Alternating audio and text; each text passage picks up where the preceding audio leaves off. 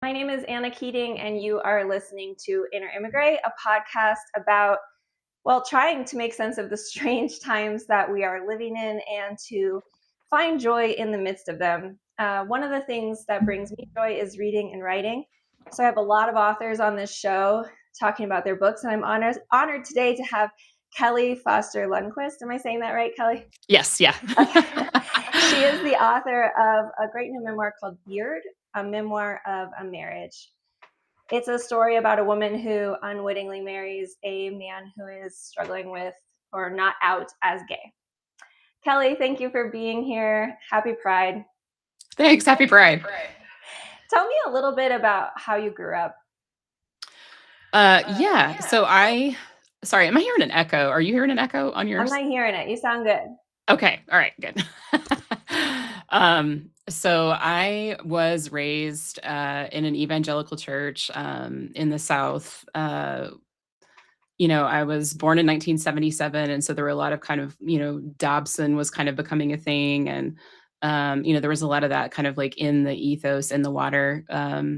And my dad was a pastor, and stayed a pastor until I was 6 years old, and then he decided he kind of liked the pastoring, like the therapy part of pastoring more than the like preaching part of pastoring. And so he went back to school and became a psychologist, and then spent his career, working in community mental health in Mississippi, where I'm from. And so I think, one of the complicated things when I talk about my sort of religious background is that my parents were, because we lived in the South and we lived in the part of the South we did, and both my parents had the particular, upbringings that they did. I was definitely like immersed in, white evangelicalism and the very, specific iterations of it that happened in the 80s and 90s. But my parents were kind of this like progressive bubble within that, and so the analogy that I've often used is like, even when you swim upstream, you still get wet. And so, the fact that we attended churches that, promulgated some of those ideas, and, a lot of my friends were homeschooled in the Abeka curriculum from Pensacola Christian College. And I had some of those texts myself at the private schools that I attended. And so, in and around it, I was very involved in my youth group growing up. There were parts of that were great. There were parts of that I'm still kind of like trying to, metabolize. Yeah. Yeah. So, I mean, I think, and especially as it connects with, excuse me, the themes of the book, I met my first husband, pardon me. I met my first husband at a Christian summer camp, an evangelical Christian summer camp, where we were both counselors. So I was 19 and he was 20 when we met. So you grew up in the South. You were born in the 70s. Dad had formerly been a pastor, and you met your first husband at a church camp in the 90s when you were both teenagers. Yes. And, he had just turned 20, to be fair. So he was Okay. he was about to turn 21, actually. So he's about a year and some change older than me. Okay. He's gay, but trying Yes. to be straight. You don't Yeah. know that. No idea. Yeah. And you hit it off and fell in Yeah. love. Take us back to the 90s. There's that Instagram trend right now. Mom, what were you like in the 90s? Right. You can hand your kids your book. Yeah. How was it possible in the 90s, and in some places even now, depending on where you live and Sure. if you're being homeschooled or going to a public school, how was it possible in the 90s for a gay 20, almost 21-year-old man to be so closeted that he didn't even tell you, the person he loved the most in the world, about his attraction to men?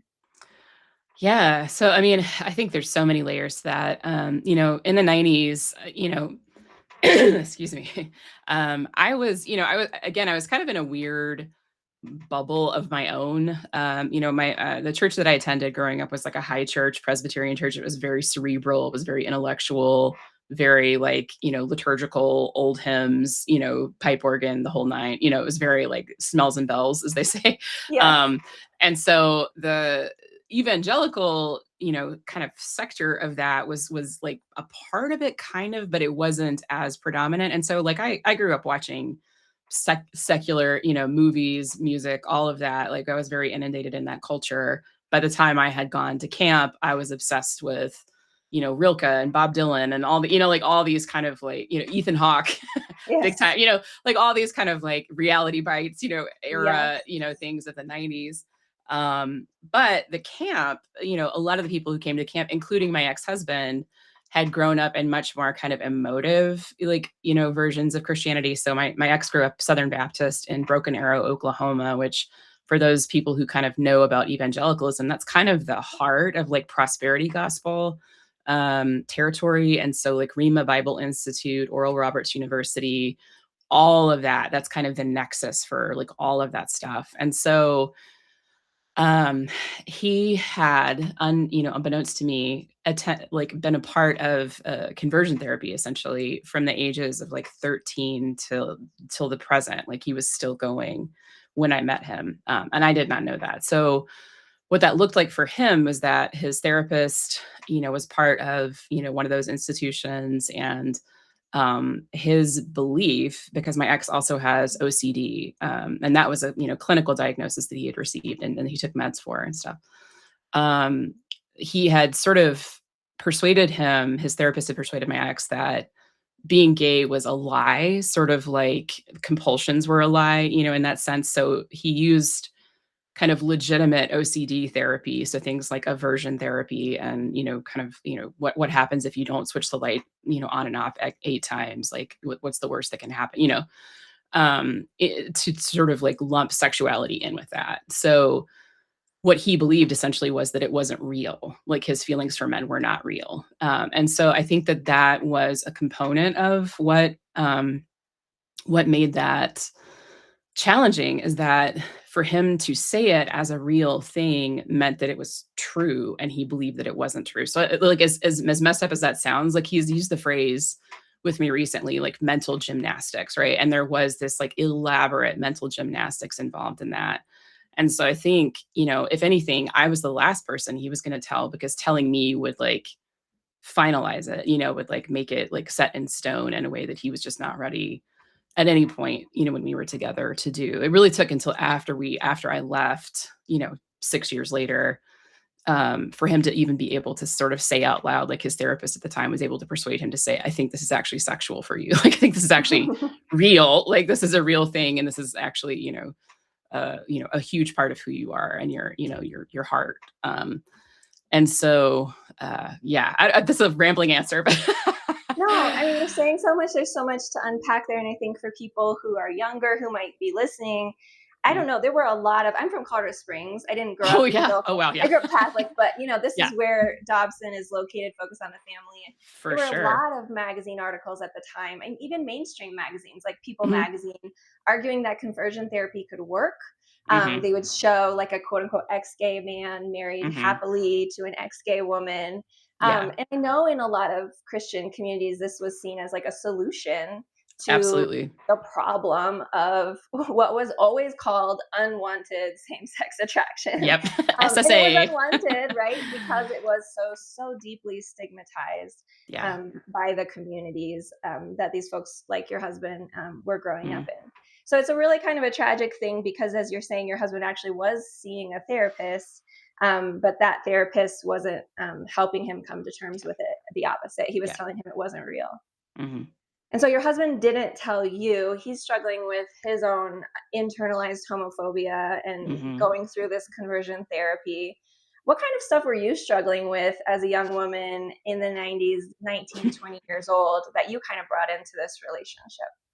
Yeah, one of the things, I mean, that was fun just from a writing perspective with the book, because and that's the thing is like, as you keep going, there are these layers that you start to unpack. And one of the things that sort of arose organically was this idea of conversion, not just as, the literal conversion therapy, but as, sort of a biochemical process, like a liquid becomes a vapor, like you transmute from one form to another. And one of the things that I realized just kind of retroactively was that my ex and I were both so deeply invested in that work of trying to kind of become the thing that we knew we were supposed to be, And so for him, very serious, very deep, like very like intrinsic stuff was being kind of worked out all the time. And he was engaged every single day in this like excruciating labor of trying to just like force himself by will to be the person he thought he had to be to belong and to, to stay with me and to, all of those things, right?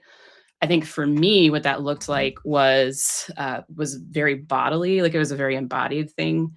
One of the chapters in the book is about, I was a theater kid.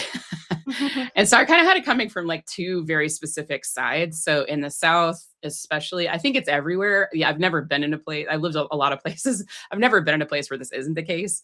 But I think there was this like form of my friend Anna Rollins has written about this beautifully in her own book about the sort of the links between diet culture and purity culture and all the different iterations of that were, not even just in the church, but everywhere, especially in the 90s, in a very pernicious form for women, especially.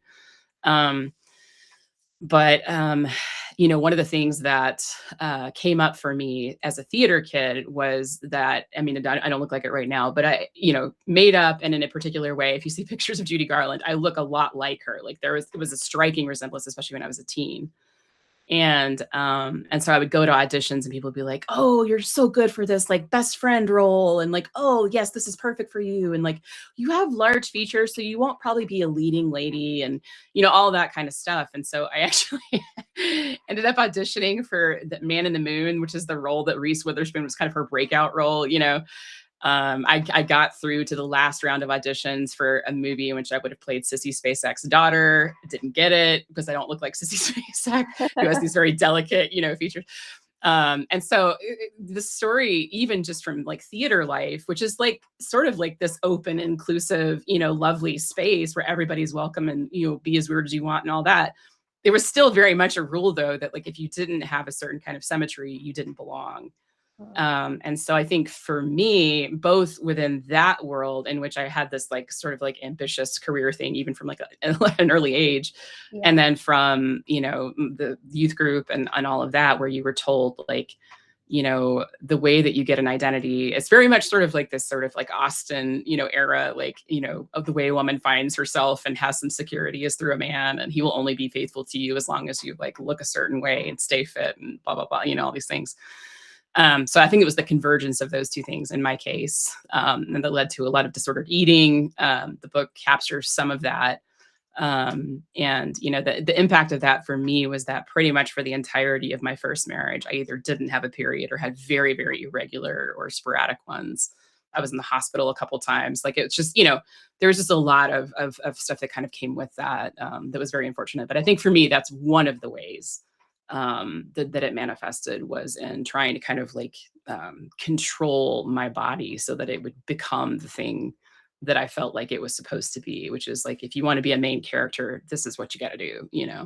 Right. Um, It's painful reading your book and remembering back on that time where eating disorders were almost trending. It was almost yeah, normalized. There was so much of absolutely. the heroin chic and, Yeah. girls in the dorms throwing up and almost Hmm. bragging about how little you ate. Yeah. So your body too is problematized and becomes this project that you can never quite get perfectly Hmm. right. In the Yeah. same way that your first husband couldn't get being the straight Christian patriarch Hmm. perfectly right. And it's a really a sad thing. And I think I would really recommend to people your book. I would also recommend this book called The Body Project, of just how much Mm, brain space as a young woman your body took up in yeah. your appearance, and just kind of how that made it harder for you just in general, but maybe also to realize that something wasn't right. If you were Mm. dealing with all that stuff, if that was taking up so much of your brain space as a young woman, did that play a role in maybe you not realizing that something perhaps wasn't right with you and your first husband, even in the Oh, dating yeah. period? Yeah, go ahead. Oh, for sure. I mean, I think that, it's so interesting because like I've been in therapy for most my dad's a therapist, as I mentioned. Like, I feel like my whole life has been some form of therapy, because those are conversations that we had growing up. Like, why do you think like this? And what do you know? When my dad wanted to anger me as a teenager, he'd be like, I sense some hostility coming from you.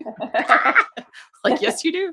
Um, but I think that, one of the things that I feel like I am still kind of excavating and trying to kind of, metabolize is this sense that everything's my fault, right? I think that, and I think that the way that that functioned in that first marriage was I was so convinced that my body was the thing that would earn me love, right? And I don't think that that was even conscious. I think it was at the level, it was a very subconscious thing, which is why I think I still kind of like have some lingering pieces of that in there.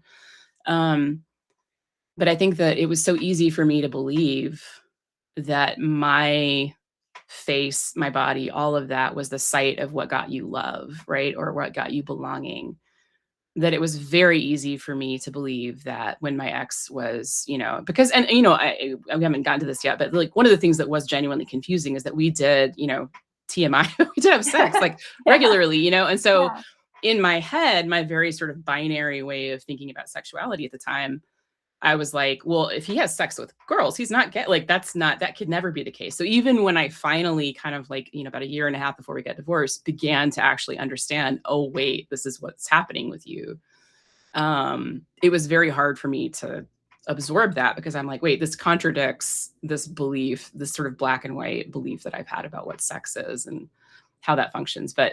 Um, but anyway, when he would be withdrawn from me or he would be hard to reach or he didn't seem attracted to me, um, I just took that as blame, right? So that I think that more than probably anything else made it very easy for me to believe like, everything is my fault. It's all my fault. I'm too Mhm. much. I'm too needy. I'm too clingy. I'm too jealous. I'm too fill in the blank. And so I think there were a lot of elements that played into that. Some of them were social, some of them were cultural, all of that. But yeah, so Yeah, whatever men are going through, it's probably our fault. yes, exactly, It exactly. just makes sense, you know? Totally If you tracks. if Yeah. you think about it, Yeah. it checks out. Um, yeah, okay, so, we can laugh or cry, a little bit of both. Right. Yeah. Your first husband cheats, on you with men in the book quite a lot, Mhm. and yet you and he keep trying to work on your marriage. Why did you both try for so long? Well, I mean, I think the easiest answer to that is I didn't know about the cheating, right? And that is, I do think, where religion is really key, like the version of like marriage covenant that I grew up with, which is a very big part. Like covenant theology is a big part of sort of the conservative Presbyterianism that I was part of. But um so in that, like the sort of like short answer description of that is that the analogy that was always used is when you get married you make a covenant, and in the Old Testament a covenant was you split an animal in half, you walk between the two halves and you say, may this be done unto me if I break my covenant with you.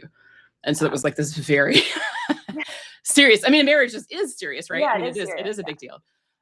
But I think that there was a piece of that that was really, really complicated, and heavy. And so the way that I was taught about marriage was unless someone has been unfaithful to you, you have no biblical grounds for divorce. So even though, right, over the course of our marriage, by the time we were getting divorced, I was we were living in Boys Town. I was getting a PhD in queer theory. Like all of this stuff had changed. I had pretty much fully deconstructed from what I grew up with.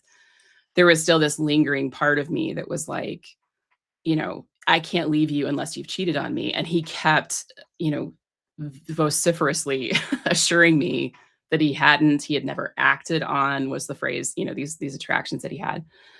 And it wasn't until the last 6 weeks of our marriage that I knew that any of that had gone down. And it was like bit by bit by bit. It was like sort of like a little bit at a time over the course of those last 6 weeks. So, for people who haven't read the book, like I found out the day after Halloween in 2003 that my ex had fallen in love with someone else, essentially. Um, and I was dressed as Liza Minnelli for Halloween the night before. Don't worry about it. That was a whole thing. We were at a bar called Cocktail when he got outed to me. This, many many pieces of that. But one of the things that came through at that time was this other relationship. And then over the course of that time, I would kind of look back and be like, wait, when you were out that time in Jackson? And he was like, yeah, like, so there are things that he started to sort of own and admit to me in those last 6 weeks that he had never let slip. And honestly, like, I'm kind of grateful that I found that out, because I don't think if it hadn't been that stark and severe, I don't think I would have gotten out. I don't think I would have felt the freedom to leave, which was hard enough even with all of that, knowledge and stuff. Yeah. But yeah. Yeah, because we both grew up I grew up Catholic, and Mm, marriage sacred, marriage is a sacrament, marriage is, Mm. faithful, fruitful forever. And I feel like one of my jobs now is people will call me who are Catholic and I will tell them all of the grounds for annulment. Because Yes. there are reasons to end a marriage, even for Yeah, people who believe that marriage is sacred. absolutely. Infidelity, serious mental illness that you didn't Mm. know about, abuse. And I think a lot of times the way it was communicated to us as girls was just there is never any reason. Mhm. And you always just keep working hard, trying to be more beautiful, trying to Yeah. be more, sexually available, Mhm. cook a nice dinner. And you see your character try to do all of those things. Mm. And you feel for her as she's writing this book, because no one told you the truth. It hurt my heart for your character that his parents knew that he was going Yeah. to conversion therapy and didn't tell you. Yeah. He didn't tell you. Mm. His friends knew and didn't tell you. And I Mhm. thought, God, why didn't anyone tell you? You think as his Yeah. wife that somebody would have told you. I mean, eventually, but Sure. it's like nobody wanted to be the bearer of that news. And so, and so you were Yeah. left to kind of put the puzzle pieces together, Mhm. for yourself, and that seemed like a hard job that you had to do. So Absolutely. Yeah. you do come to forgive him, and I was wondering, like, what that meant to you, or what that word Mm. means to you now, because it must have felt like a betrayal not to Oh, be told, not to be of course. not to be uh, included in such an important thing that affected every aspect of your life as Mhm. well. Yeah. Oh, 1,000,000%. I mean, and there's an element of, you know, you knew that I was home, you knew I didn't know, and you left our house on purpose to go have sex with someone else. Like, that Hmm. is the thing that happened, right? And I did not consent to that. That wasn't my vision of what I wanted for us. Um, all of that was true. Um, and yet, um, there was this point. Sorry, I'm getting feedback in my headphone. I'm just gonna take these off. Sorry. Okay. Yeah. Hold on just a second. Can you still hear me? Yes. Okay, let me make You sure I said. can hear you. Sorry. Um, Yeah, we technical were talking. difficulties. Yeah, it's okay. We're talking about forgiveness for anybody who's listening and how Kelly got to that.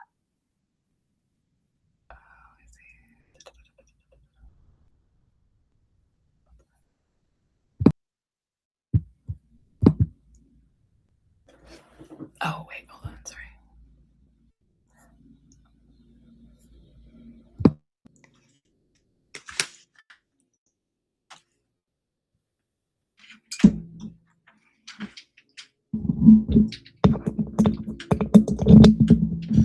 Hi, sorry. Yeah, yeah. As an engineer, and he creates these like overly elaborate ways for me to talk, and it's like I would really just love to have like some wireless headphones, and but anyway. Um, but yeah, I mean, yes, betrayal, all of that. Like, I mean, it was very, very real. And I think that, there's a moment in the book, which is honestly like, not to like spoil it, but I mean, people know that we split up.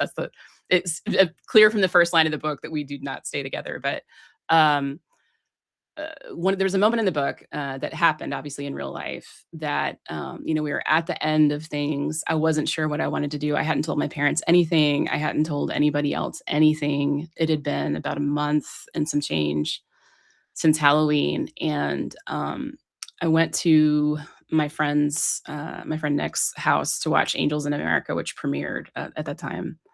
And something about seeing the character of Harper Pitt, who was played by Mary Louise Parker in the TV adaptation of that play, who is a beard, right? Which is this, sort of studio Hollywood era term for, usually a straight woman who marries a gay man, gay actor to give him, legitimacy and cover in his career.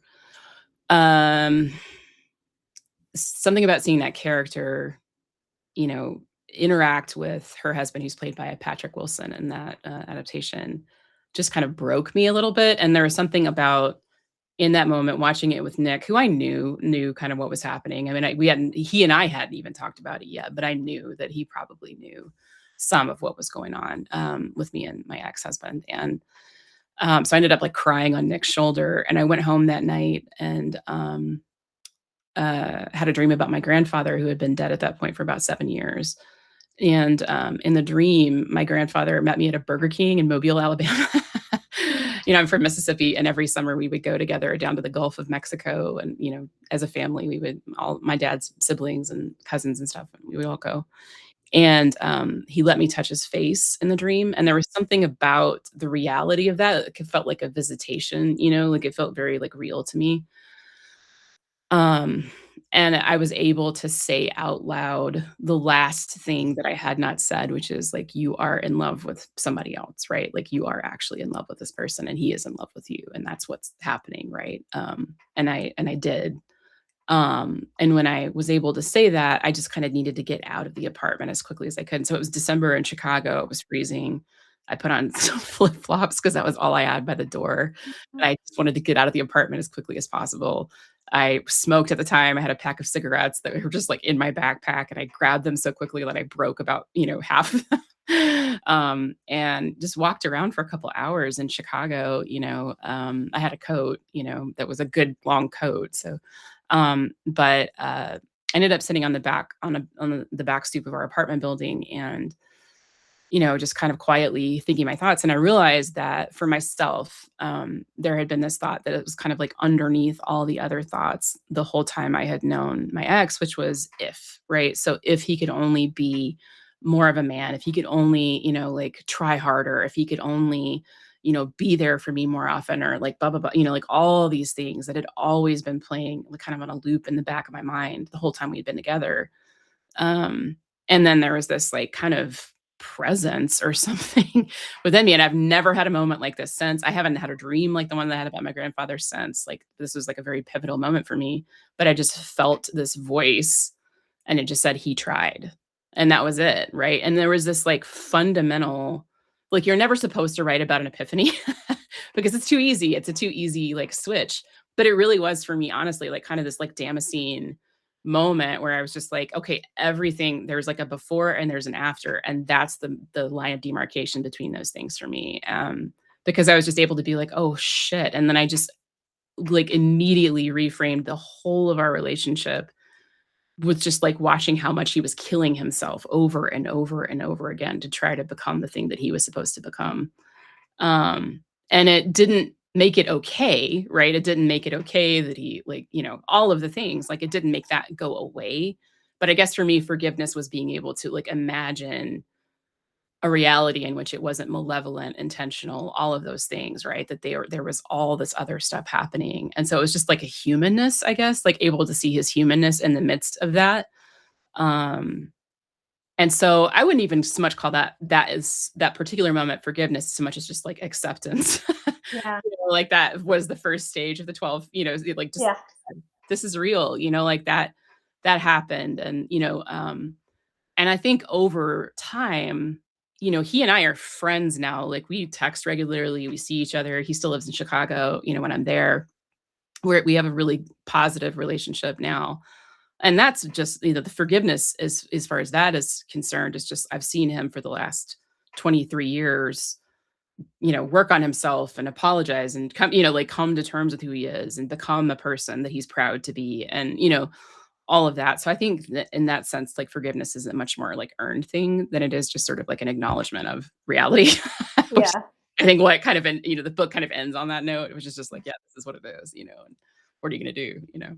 I mean, you're talking to the right woman because I'm very woo woo, and I think we sometimes are embarrassed to write those moments Yes. feel kind of mystical, and it Mm, does feel kind of mystical in your gift, in this gift that you receive of he tried, where it mm. feels like it comes from outside you. But I do think a Yeah. lot of people, religious or not, have had those kind of moments where they have a dream, or Mhm, they hear a voice, or they get a sense that feels like it's coming from someplace bigger than themselves that helps mm. them take the next right step. And so I appreciated you including that in your story because it can be kind of embarrassing Yeah. Oh, yeah. For to talk sure. about those kind of things. Yeah. But I think a lot of people have had those kinds of experiences where they're like, I saw my dead grandfather in a Yeah. Burger King and Right. I knew I could have the strength to leave. Yeah. And it doesn't always make sense. Sometimes it's from a place that's way more heart based than head based, to Mhm, finally make a big step like that. Because you're leaving someone that you loved very much, and mm, that's a really hard thing to do. mhm. Can you talk about why you decided to write this book? I mean, I figure that you had to write it, Yeah. but how did you know that? And kind of talk us through that process a little bit. I think, so one of the things that was consistent throughout, the marriage, and that is very much a part of the book is, I knew that I wanted to be an English teacher from the time I was 16 years old. Like, and honestly, probably even before that. Like, I was like, I knew I wanted to be a writer well before that even, but Mm. that was kind of the thing that saved me. And the kind of is honestly was the thing that saved me in the course of that first marriage because it was so much more than just learning about, literary theory and all of that. It was like a way of like reframing my own life and coming to a much less binary way of viewing the world, and that was intrinsic. Like it was very much essential for my growth as a person, but it also gave me something that I loved for its own sake. And it had nothing to do with my ex. It had nothing to do with anyone else. I loved it because I loved it. And so, I mean, even speaking of mystics, right, there's a chapter where I'm writing about Julian of Norwich, right? And there was that kind of, I just adored her and felt very identified with her. And so those are kind of like all these like little breadcrumbs leading to other things. But yeah, I think that I knew that I wanted to write it not too long after it ended, just because that felt so important. And I think it initially started as just sort of therapeutic. Um, this was a really important moment, and the way that I have experienced everything since that sort of back stoop epiphany has been different. And I know that this feels like special, like something about this feels special, and like I need to parse this. I need to understand it. Um, and so I think that moment, honestly, more than anything else, was sort of like instrumental in making me want to write about it. But I also, I was in a doctoral program in Chicago when we split up, and I dropped out. And I was writing a PhD about Walt Whitman's Bowery masculinity. Like there are all these things that I was like, I can't do it right now. Like Yeah. I can maybe come back to this, but I just can't be immersed in Foucault and Derrida and like all, and sex and, Lauren Berlant and, all these different, like, I can't do it right now. Like I can do it. I can come back to Judith Butler later. I cannot right now. So I, took a little beat. I was working in a bank, it was not the easiest. I was living with my mom and dad, which my mom and dad are lovely, but like, you're in your late 20s. You don't want to be like living with your parents and watching Everybody Loves Raymond and going to bed at 9 o'clock. Like it felt very like, oh, I Miss just had this that. life and I was living in Yeah. Chicago and now I'm in Yazoo City, Mississippi, and I ride in the back of the car to Sam's Club, and that's my new life again. But anyway, so, all of that was happening. And so I started applying to MFA programs, and that was, kind of my next thing. And honestly, had one really fun thing that happened is I interned as a food writer during that time. Um, and so I very seriously considered going to culinary school. So like those were the two paths that I was like, okay, I get a full reset. I can either do this thing or this thing. And I ended up doing a low residency MFA. Um, and so my MFA thesis had elements of, of this in it. There's one moment in the book where I am listening to Tori Amos with my first husband that was from my master's thesis. So that's the only part of the book that was sort of the same for the last like 20 plus years. Everything else has kind of, been written since. But yeah, there was, so I, all that to say, I think there was just, like you said, I felt like I needed to write it, and I still probably honestly don't understand exactly why, but that was it. Obviously, you did. I mean, if Julian of Norwich hadn't written down her Yeah. revelations, like "all will be well, all will be well, all mankind Yeah. will be well," like so many people would be worse off. So I appreciate you Yeah. writing your story and sharing it because there's probably someone who needs it. I have read so many books about coming out. Well, probably my Mm. favorite is Patrick Otuma's In the Shelter, but his is the Yes. first book that tells the story of the spouse in that Mm. situation and tells the story of the beard, as you call it. And it probably was a book that needed to be in the world. But again, it's kind of a hard question to answer. It's like, I felt compelled, doesn't feel like a good enough Yeah. answer for modern people. But I do think that authors sometimes feel that sense of, I have to write this Mhm. book. And you clearly did. But did you have fears because you've remarried? You're now a mom. You've built this whole Mhm. other life about writing such personal stories, maybe stories Mhm. that your family would read, your kids would read. And how did Mhm. you work through if you did have those kind of fears? Yeah, I mean, I knew I had to write it and it took me 20 years. Like those things are both true.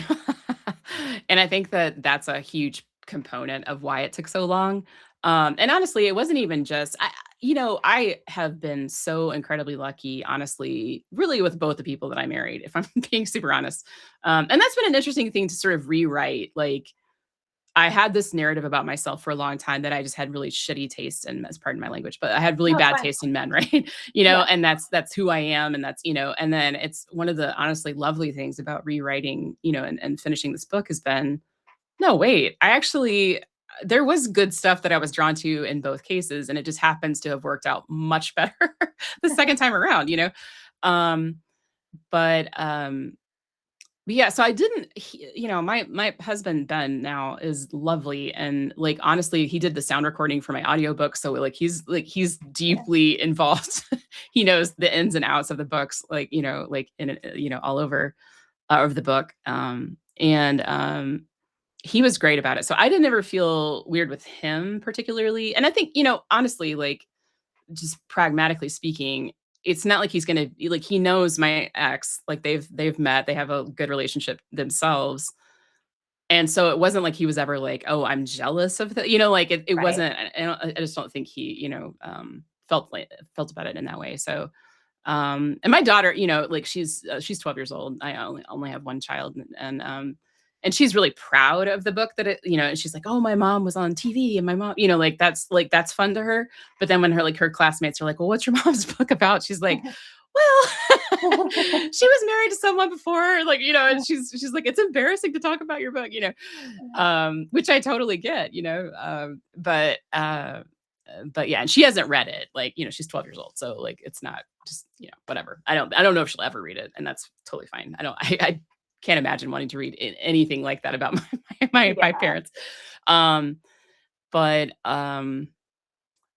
yeah, so I mean, I worried about that. I worried about, how people from my hometown would feel. I had, like my youth director's wife, for most of the time that I was in middle school and high school was absolutely wonderful to me, like essential in my identity and feeling loved and feeling like I belonged. Like I was a very, very lonely, sensitive, like seventh grader. And I was like completely just, it was the worst year of my life. Still remains, honestly, to this point, the worst year of my life. And she saw that. And like every Thursday morning before school, she would come and pick me up and take me to McDonald's for breakfast and just check in with me. And then, so there were people like that I wanted to say, like, I feel I feel wounded by a lot of the information that I took in during that time, but you are still so loved by me. Like, I still appreciate so much about, and so I worried about that. Like, I worried about, and honestly, there were times in the midst of all this, like, this iteration of the book began a year, in 2017 in January. And so, all of the things that happened in 2016 had happened. My, Mississippi passed a religious freedom bill, which is essentially like we can, make a gay person leave, jobs, restaurants, all the, anything just because we feel like it. My brother, who is a gay man, was, incredibly wounded by that, has not been back to Mississippi since that happened. Pulse happened in June of 26, so all these things had happened and I was angry. And I think that the earliest, drafts of this had a lot of that, just like, fuck you, kind of energy, like, because I was so disillusioned. I think there was a part of me up until 2014-ish that was like just clinging to, these are well-intentioned people. These are, like this is, I don't have to reject everything. And then it just, kind of kept becoming apparent, like, no, this is so bad. It's so toxic. And so it was just, anyway, that was all coming through. And so I worried about that being the only thing that came through, for sure. But I think honestly, more than any of that, and I know this is a long answer, sorry. I think more than any of that, though, what I felt was the reason I think one of the reasons, at least, that there haven't been a lot more books like mine is that we know firsthand the damage that conversion therapy does. We know the fallout of that. And we know that it's not our story to tell. And so I think that I was very aware that I didn't want to center myself in my ex-husband's story or to, like, appropriate his story, as if it was mine, and so and he was, great. He was great reading it. He was great giving me permission throughout. Like, he was great, making sure that I, told a true story, and emotionally true, as well as, factually true.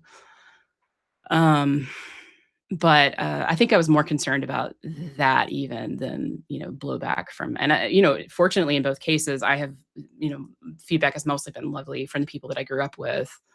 There's been a lot more openness to the story than I thought there might be. And, uh, and yeah, so I don't know. Sorry, that's Yeah, no, it's I think of like all the women who wrote autofiction, like Little House on the Mm, Prairie is autofiction, yeah. like Little Women is autofiction.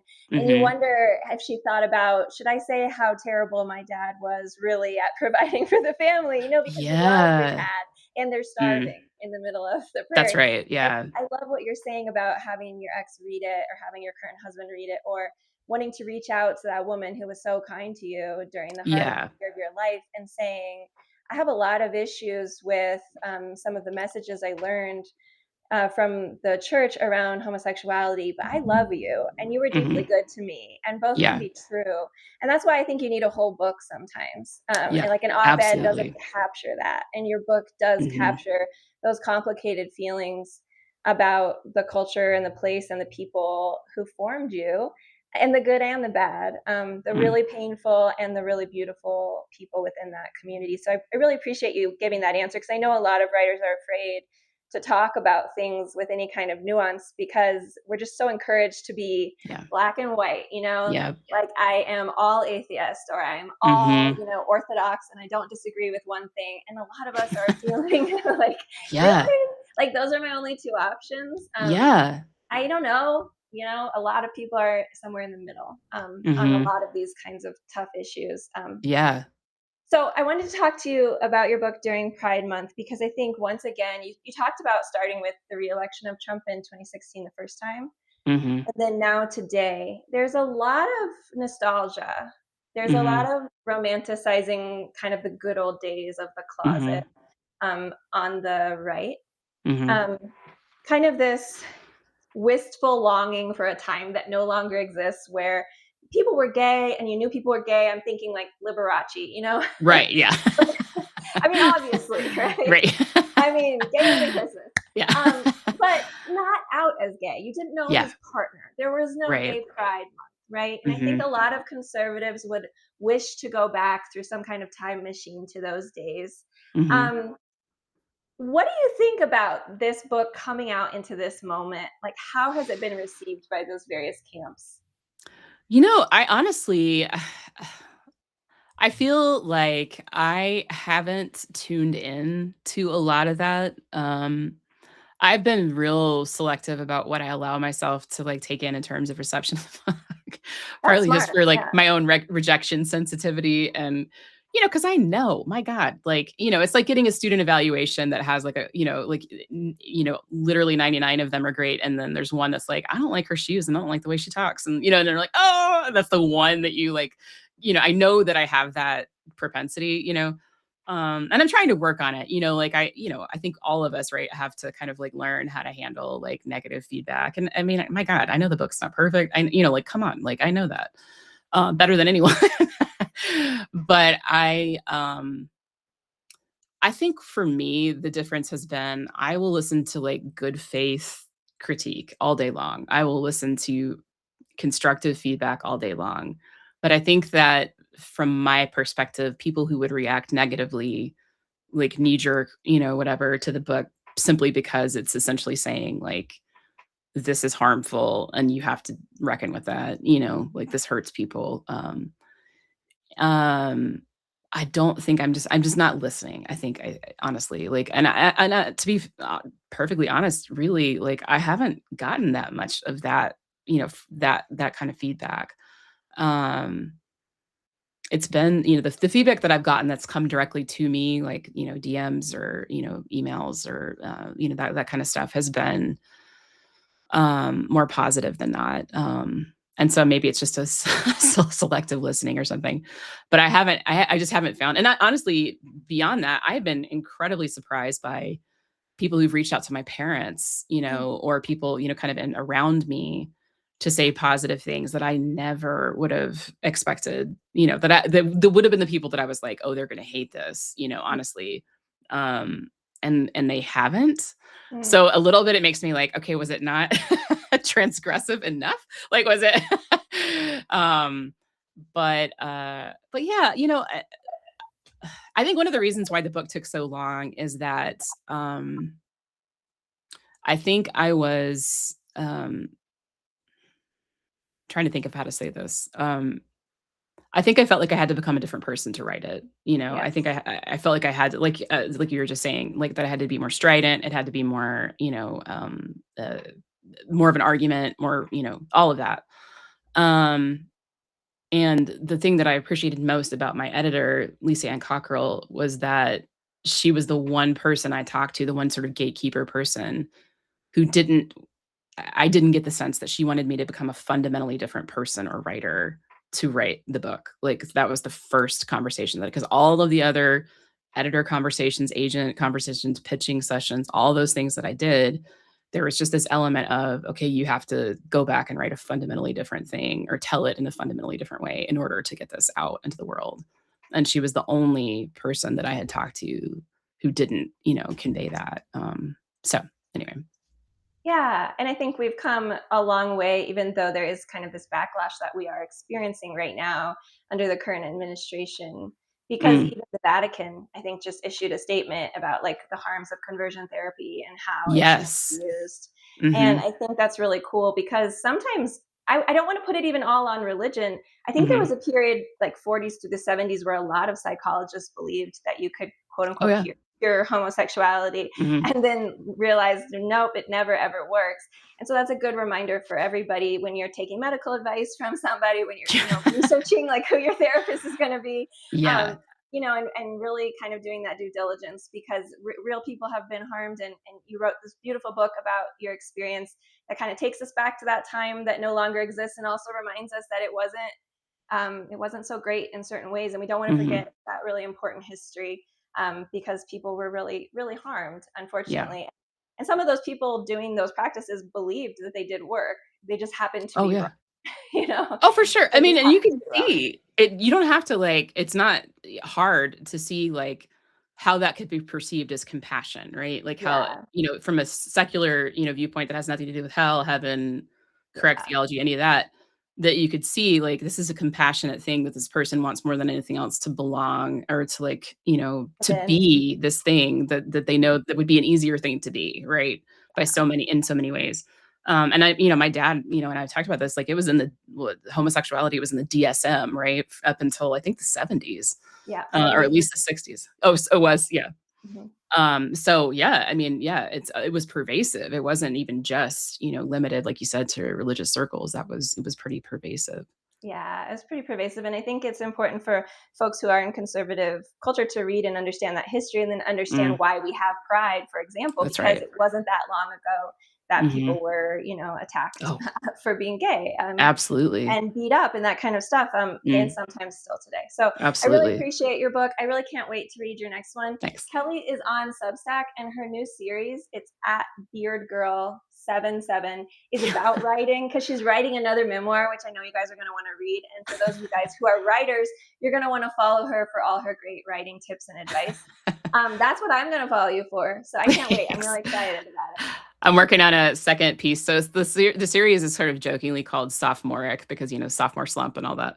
So I'm gonna have, like, some of my own pieces that I'm calling them descriptive Mm. writing, not prescriptive, because I feel like I don't know what I'm doing, and part of what I wanna write about is, like, why is it hard to do this the second time around, you know? Yeah, Um, yeah. but That's the funny yeah, thing so about the artist life, right? Is now you got to write another one. It never ends, and it's yeah. it's the joy too. Yeah, So follow absolutely. Yeah. Kelly. Follow Thanks. Kelly on Substack, and thank you guys so much for listening to this conversation. If you enjoyed it, you should become a subscriber. It's annakeating.substack.com. If you have $8, you should become a paid subscriber because it would be so great. I would love it. Thank you guys for listening. Thank you, Kelly, so much for your time. Thank you. I really Have a appreciate good it. This day. is great.